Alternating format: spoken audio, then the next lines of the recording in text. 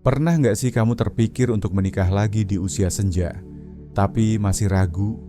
Apakah itu pilihan yang benar?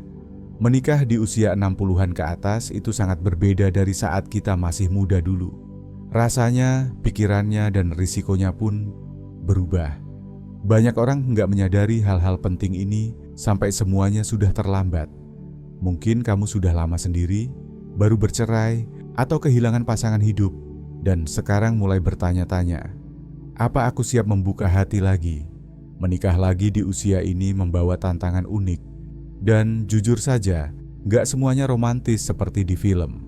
Ada dampak besar pada keuangan, hubungan keluarga, bahkan pada kebahagiaan dan kesehatan mentalmu. Hal-hal yang dulu mungkin terasa sepele, sekarang bisa jadi sangat penting untuk dipikirkan matang-matang. Di video ini, aku bakal mengajak kamu menyelami 5 kebenaran yang perlu banget kamu tahu sebelum memutuskan untuk menikah lagi setelah usia 60. Ini bukan tentang menakut-nakuti, tapi tentang memberi kamu panduan agar kamu bisa membuat keputusan terbaik yang benar-benar membawa kedamaian, kenyamanan, dan kebahagiaan sejati. Seringkali orang terburu-buru masuk ke hubungan baru karena kesepian atau tekanan sosial. Tapi ketika kamu paham hal-hal yang akan kita bahas ini, kamu bisa melangkah dengan lebih yakin dan tenang. Jadi, kalau kamu sedang mempertimbangkan untuk menikah lagi, atau bahkan sekadar penasaran seperti apa rasanya cinta di usia yang lebih matang, kamu ada di tempat yang tepat. Yuk, kita mulai. 1. Realitas keuangan berubah. Setelah usia 60 tahun, banyak orang berpikir bahwa menikah lagi di usia senja hanyalah soal cinta dan kebersamaan. Tapi kenyataannya, pernikahan di usia 60-an ke atas jauh lebih kompleks, terutama soal keuangan. Ini bukan cuma soal hati, tapi juga tentang hukum, tunjangan, warisan, dan masa depan finansial yang bisa berubah drastis tanpa kamu sadari. Salah satu hal yang sering mengejutkan adalah bagaimana pernikahan kembali bisa memengaruhi tunjangan jaminan sosial. Banyak yang nggak tahu, kalau kamu menerima tunjangan dari catatan kerja mantan pasangan, tunjangan itu bisa berkurang, bahkan hilang total kalau kamu menikah lagi. Coba bayangkan, kamu sudah mengandalkan penghasilan itu untuk hidup sehari-hari, lalu tiba-tiba semuanya berubah hanya karena status pernikahan. Dan itu baru satu contoh. Tunjangan pensiun, jaminan janda atau duda, semuanya bisa ikut terpengaruh, tergantung dari perjanjian atau kebijakan yang berlaku. Dan itu belum termasuk soal tabungan pensiun, utang, atau gaya hidup finansial pasangan barumu. Meski kamu dan pasangan punya rekening bank terpisah, hukum di beberapa negara, bagian tetap bisa ikut campur soal pembagian aset kalau terjadi perceraian atau kematian. Artinya, apa yang kamu anggap milikmu bisa jadi berubah status secara hukum, dan ini berdampak langsung pada warisan anak-anak atau cucumu. Ada kisah nyata dari Robert, seorang pria 72 tahun yang menikah lagi setelah lama menjanda. Dia pikir semua sudah aman, anak-anaknya akan mewarisi harta yang dia bangun seumur hidup. Tapi ternyata, setelah menikah lagi, secara hukum, istrinya yang baru punya hak atas sebagian besar asetnya. Robert akhirnya harus duduk bersama anak-anaknya dan pengacara untuk menata ulang semuanya. Bukan situasi yang mudah, tapi itu menyelamatkan banyak potensi konflik di masa depan. Jadi, kalau kamu sedang mempertimbangkan untuk menikah lagi, penting banget untuk duduk dan benar-benar melihat gambaran besarnya. Bicaralah dengan penasihat keuangan, pahami kontrak, dan pikirkan tentang mereka yang kamu cintai. Ini mungkin bukan percakapan yang romantis, tapi justru inilah bentuk cinta dan tanggung jawab yang sejati. Melindungi masa depan semua orang yang kamu sayangi. 2. Dinamika keluarga bisa menjadi rumit. Menikah lagi di usia senja bukan sekadar menyatukan dua hati, itu juga berarti menyatukan dua dunia. Lengkap dengan sejarah panjang, tradisi keluarga, dan ekspektasi yang sudah terbentuk selama bertahun-tahun. Dan meskipun cinta bisa menjadi perekat yang kuat, realitanya dinamika keluarga bisa jadi rumit dan penuh kejutan. Berbeda dengan pasangan muda yang memulai segalanya dari nol, mereka yang menikah di atas usia 60 seringkali membawa serta anak-anak dewasa, cucu, bahkan kenangan dari pernikahan sebelumnya. Disinilah tantangan muncul. Anak-anak dewasa misalnya bisa saja menyambut pasangan barumu dengan hangat atau justru dengan rasa curiga. Meskipun mereka mungkin berkata bahwa mereka ingin kamu bahagia, di balik itu bisa tersembunyi perasaan canggung, kekhawatiran soal perubahan tradisi keluarga, atau ketakutan bahwa warisan yang sudah lama mereka anggap pasti bisa berubah seiring hadirnya orang baru. Dan bukan hanya anak-anak, cucu pun bisa merasakan perubahan. Bagi mereka, kamu mungkin adalah sosok yang tak tergantikan. Dan tiba-tiba memperkenalkan pasangan baru bisa terasa seperti dunia mereka bergeser sedikit. Sama halnya dengan keluarga dari pasangan barumu. Setiap keluarga punya cara masing-masing dalam merayakan hari libur, menjalani kebiasaan, atau menunjukkan kasih sayang. Menyatukan semua itu bisa terasa seperti puzzle yang tidak selalu cocok di awal. Masalah keuangan dan warisan juga seringkali menjadi pemicu percakapan yang sulit. Anak-anak mungkin takut bahwa pasangan barumu akan mengubah rencana keuangan yang sudah ada, atau mengambil porsi yang mereka kira akan diwariskan kepada mereka. Ini bukan selalu soal uang, lebih sering ini soal keadilan, rasa aman, dan penghormatan terhadap kenangan akan orang tua mereka. Susan adalah contoh nyata dari situasi ini. Di usianya yang ke-68, setelah lama hidup sendiri, ia akhirnya menemukan cinta lagi dan menikah. Tapi apa yang ia kira akan menjadi babak baru yang manis, justru diwarnai percakapan sulit bersama anak-anaknya. Mereka mulai mempertanyakan banyak hal. Siapa yang akan diajak liburan keluarga, di mana Susan akan tinggal, dan bagaimana harta akan dibagikan. Susan pun sadar, pernikahan barunya bukan hanya tentang dirinya. Ini tentang seluruh jaring hubungan yang sudah lama terjalin dan perlu dijaga. Kalau kamu berada di situasi serupa, kuncinya adalah komunikasi. Luangkan waktu untuk berbicara dari hati ke hati dengan keluargamu. Jelaskan bahwa kebahagiaanmu tidak akan menghapus kenangan masa lalu atau mengubah cinta yang telah kamu berikan pada mereka selama ini. Dengarkan kekhawatiran mereka tanpa menghakimi, dan beri kepastian tentang hal-hal yang penting. Mungkin tidak semua bisa menerima dengan cepat, tapi kejujuran dan kesabaran akan membuka jalan. Menemukan cinta lagi di usia senja adalah hal yang indah, tapi tidak berarti kamu harus mengorbankan hubungan yang telah kamu bangun seumur hidup. Justru, inilah saatnya untuk menyatukan dua dunia dengan cara yang penuh kasih, pengertian, dan saling menghargai. 3. Ekspektasi emosional berbeda di tahap kehidupan ini. Saat kita berbicara tentang cinta dan pernikahan di usia 60-an ke atas, realitanya jauh berbeda dibandingkan saat kita masih muda.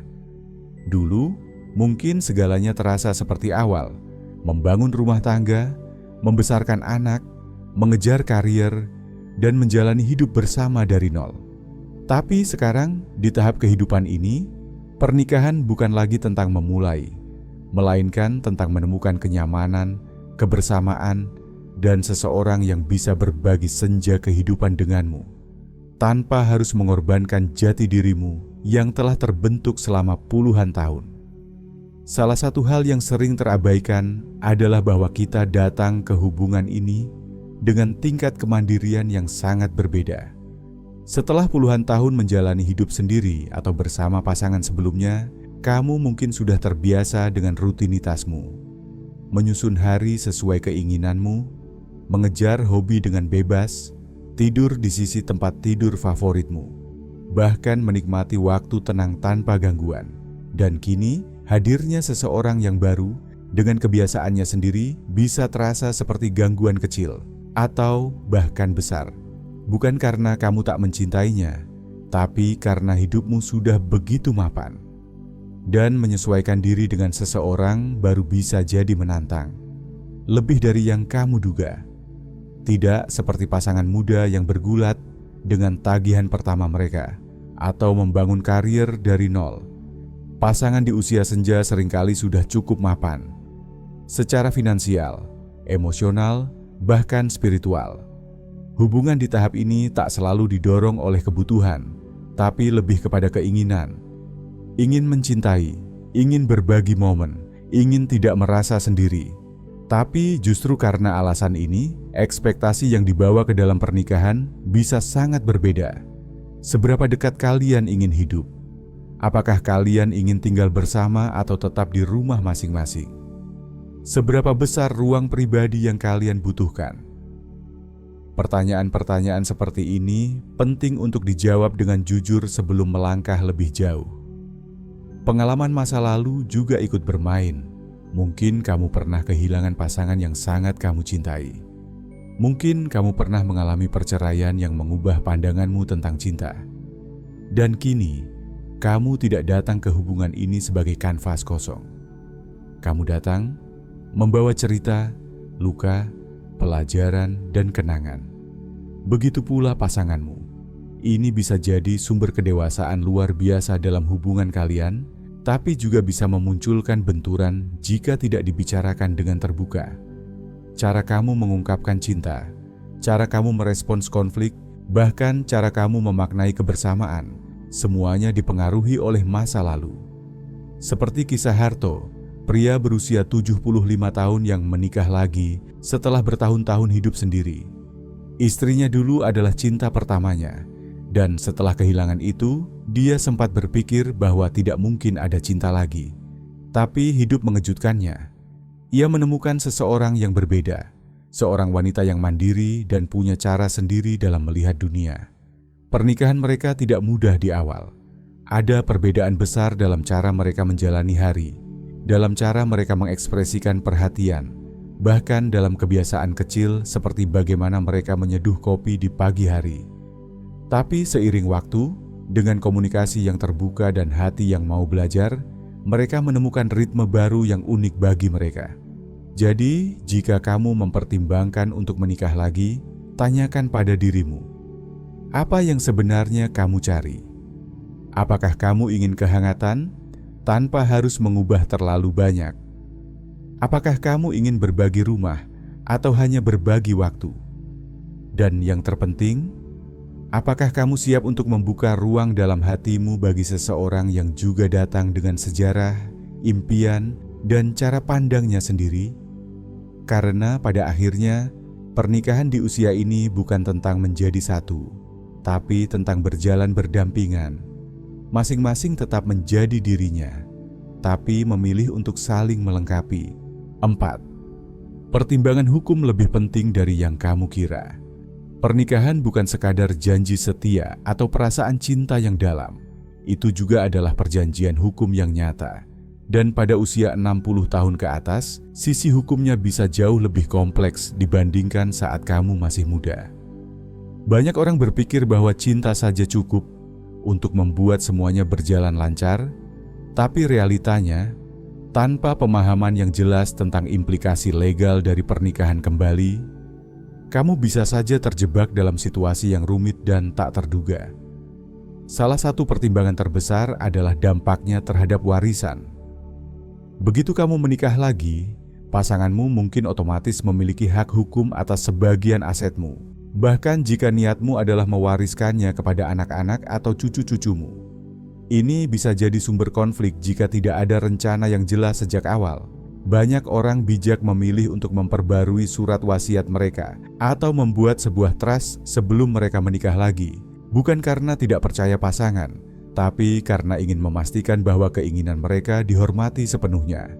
Lalu ada pertanyaan penting lainnya. Siapa yang akan membuat keputusan medis jika kamu jatuh sakit atau tidak lagi bisa menyampaikan keinginanmu sendiri? Dalam banyak kasus, pasangan memiliki hak utama untuk mengambil keputusan medis, bahkan di atas anak-anak kandung. Ini bisa menjadi sumber ketegangan, terutama jika pasangan barumu dan keluargamu memiliki pandangan yang berbeda soal perawatan yang seharusnya kamu terima. Dengan menyusun dokumen seperti surat kuasa medis atau advance directives, kamu bisa memastikan bahwa segala sesuatunya berjalan sesuai keinginanmu, tanpa kebingungan atau konflik di tengah krisis. Dan meskipun terdengar kaku atau bahkan tidak romantis, perjanjian pranikah justru bisa menjadi alat yang sangat membantu. Ini bukan soal curiga atau tidak percaya, melainkan tentang kejelasan. Apa yang dimiliki masing-masing, bagaimana aset dan utang akan dikelola, dan apa yang terjadi jika suatu saat hubungan itu berakhir. Perjanjian ini bisa menjadi bentuk perlindungan untukmu dan juga untuk pasanganmu. Lihat saja kisah Ella yang jatuh cinta lagi di usia 67 tahun. Dia penuh semangat untuk menikah, tapi dia juga punya aset dan rencana warisan untuk anak-anaknya.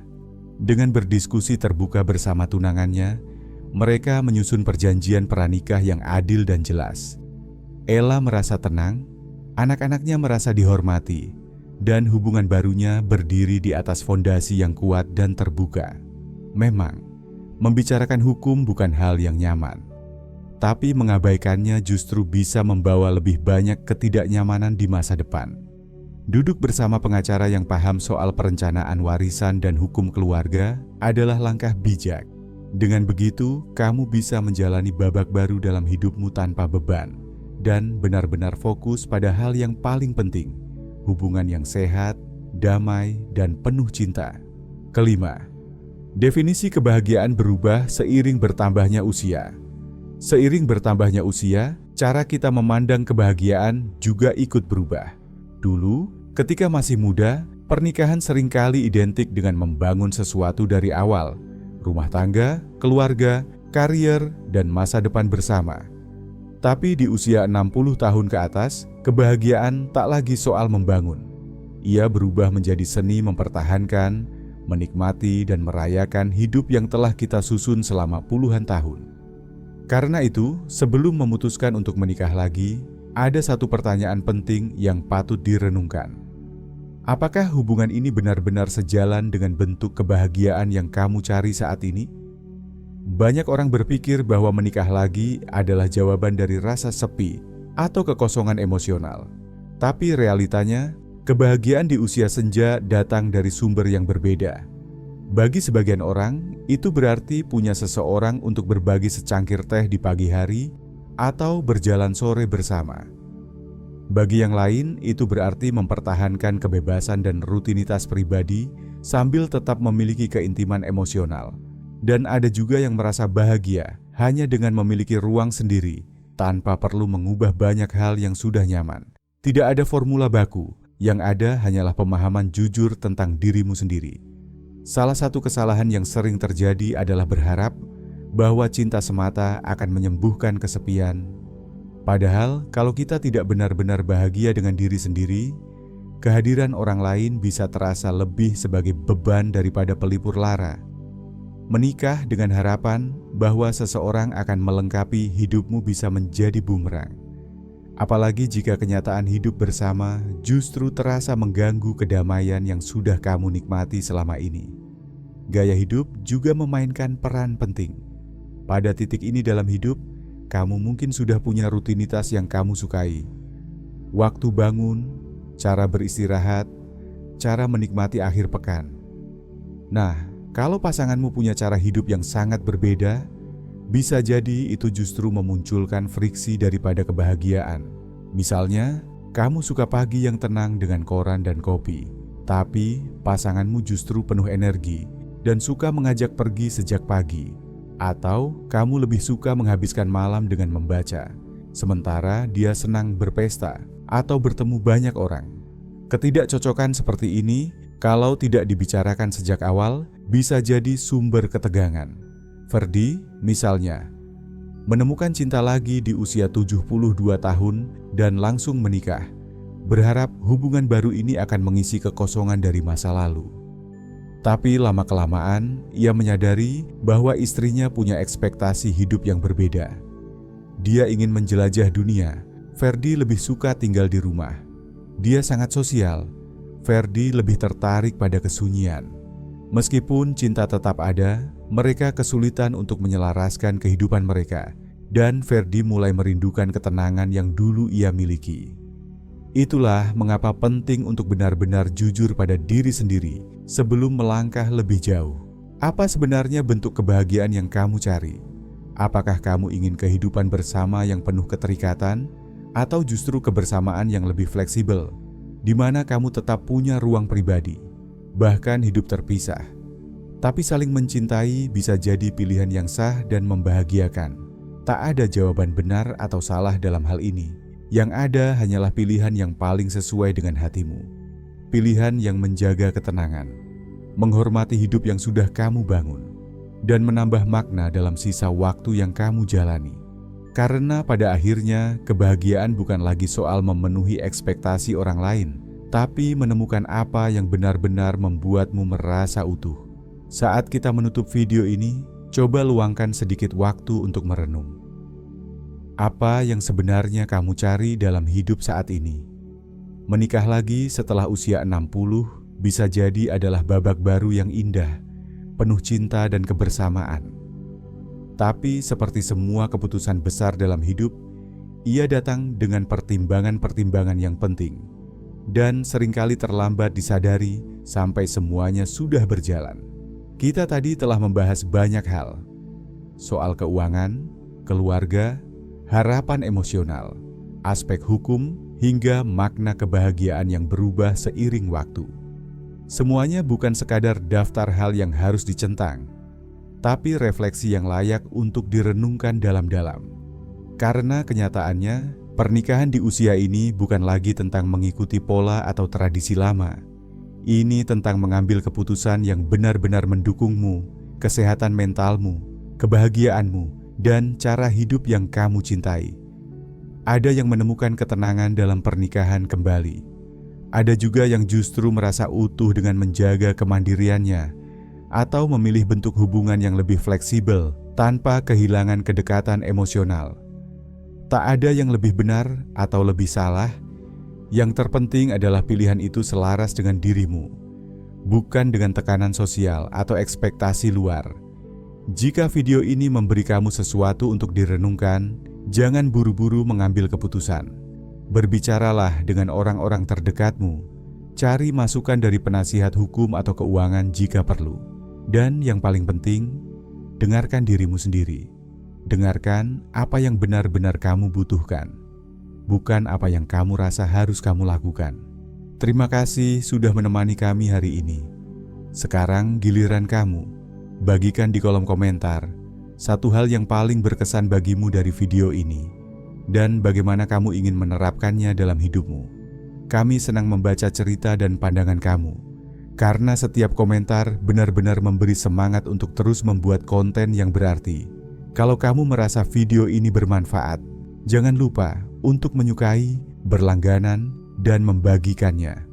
Dukunganmu sangat berarti bagi kami, dan membantu lebih banyak orang mendapatkan insight yang mungkin mereka butuhkan. Sampai jumpa di video berikutnya. Dan semoga apapun pilihanmu nanti, itu membawa ketenangan dan kebahagiaan yang kamu cari.